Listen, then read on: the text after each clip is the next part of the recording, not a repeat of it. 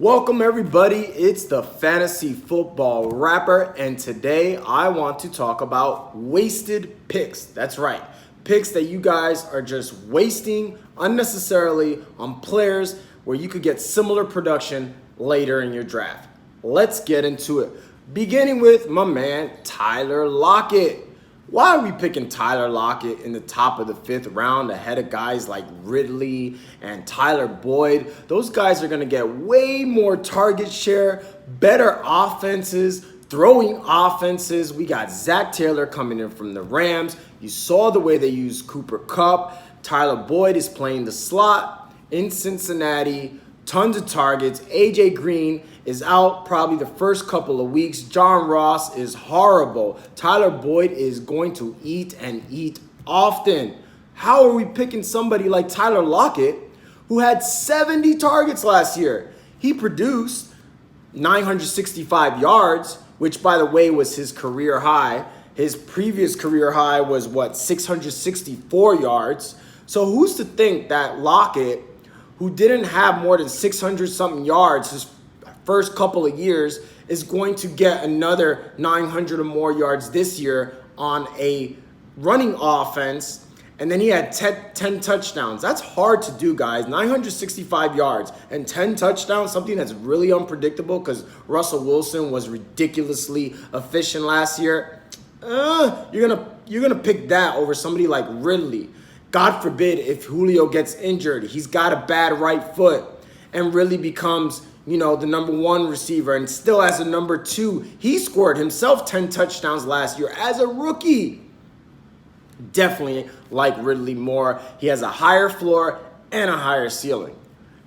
I don't know why. I don't know what's going on, but people like Tyler Lockett. People assume just because Doug Baldwin's, gone that I guess his targets are going to go to Lockett. But Lockett's always been what he's been. He's a home run threat. He's a deep, guy that you go deep on, but he's not going to be a PPR guy. The other player that I think people are wasting a pick on is Jarvis Landry. And I think people are living in the past when it comes to Jarvis Landry because he had some big years in Miami. He was a PPR machine. He led the league in receptions one year. The year he led the league in receptions, he had less than 1,000 yards receiving. Like, how is that possible? You catch the most passes, but you don't even get 1,000 yards receiving? That's because Ryan Tannehill sucks.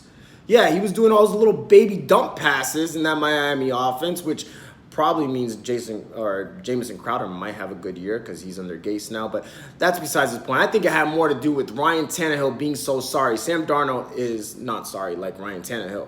So last year, Landry was top 10 in targets and still was the only wide receiver to not finish top 10 or 20 in points per game. As a matter of fact, Landry only averaged 11.4 points per game.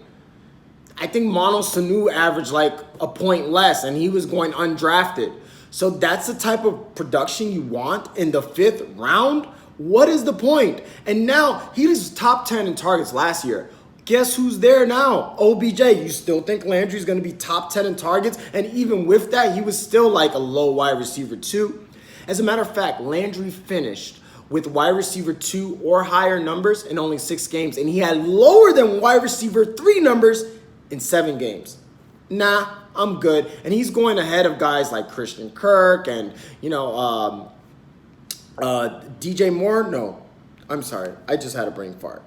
He's going ahead of guys like Christian Kirk. Oh, yeah, DJ Moore, Robbie Anderson, guys like that. No, thank you.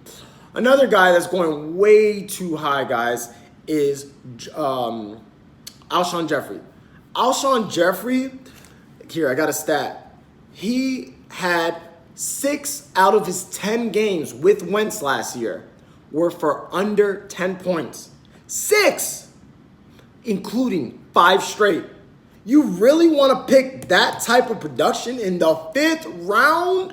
Again, ahead of guys like DJ Moore, Christian Kirk, Robbie Anderson, who I think is going to have a really big year. I love the way he finished last year. They're going to actually use him right this year, I'm assuming, because he was just a deep threat, a one-trick pony. Adam Gase is a little underrated when it comes to offensive systems. I just don't think he had much to work with when it came to Miami. They didn't have a quarterback. They didn't have receivers. So love Robbie Anderson this year.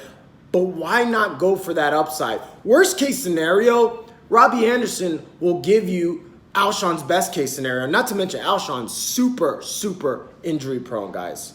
So he's always missing games every single year. Wentz likes to spread the ball around. It's all about the tight ends. So, yeah, I'd rather go with somebody that has more upside because you can always find an Alshon Jeffrey, later on in the draft. MVS, Kiki QT, guys like that. Another guy, Mike Williams. Everybody's high on Mike Williams. They're like, well, Terrell's out of town. Well, you know who's not out of town? Hunter Henry. So the pecking order is going to be Keenan Allen, obviously, Hunter Henry, and the running backs. They love to utilize the running backs in the passing game. Phillip Rivers does not have the strongest arm, so he can't really utilize Mike Williams' strengths of going down deep. He'll have some games like he had last year where he'll explode and he'll get multiple touchdowns. He's a red zone target, but I do think Hunter Henry is going to take a lot of those red zone targets. So Mike Williams, I'm definitely a wash on him because he is super inconsistent. Mike Williams had 8 games under 10 points. 8 games under 10 points. But he's going right now at the top of the 6. Again, ahead of guys like Dante Pettis, who's way more talented. Or I wouldn't say way more talented because Mike Williams is super talented. But Dante Pettis himself is really talented. And he has way more upside because of the system that he's in. Okay, wide receivers, the Niners are looking for somebody to step up. I know a lot of people have been kind of, going away from Dante Pettis. I think it's all coach talk. He's trying to motivate him. They really don't have many receivers out in San Francisco, and he led the league last year in separation. So talent is not the question. I think he just needs to get, his upstairs right, and hopefully he will. But either way, guys, like I said, if you miss on Dante Pettis, he's not going to be any worse than what Mike Williams, 8 games under 10 points. And Dede Westbrook is going in the 9th. Dede Westbrook, I can guarantee you, Dede Westbrook will have a better year, way better year than Mike Williams, at least be more consistent where he won't kill you those games. He even had a donut last year. And Dede Westbrook's going in the 9th while Mike Williams is going in the 6th. It makes absolutely no sense. Just like this next guy, Sammy Watkins. Yes, Sammy Watkins hasn't had more than 600 yards or 40 receptions in 3 years, but you want to pick him in the 8th round ahead of guys, like I said, MVS, Kiki Cutie, Anthony Miller, Dede Westbrook. Sammy Watkins, really? Really? This guy's got a bad foot.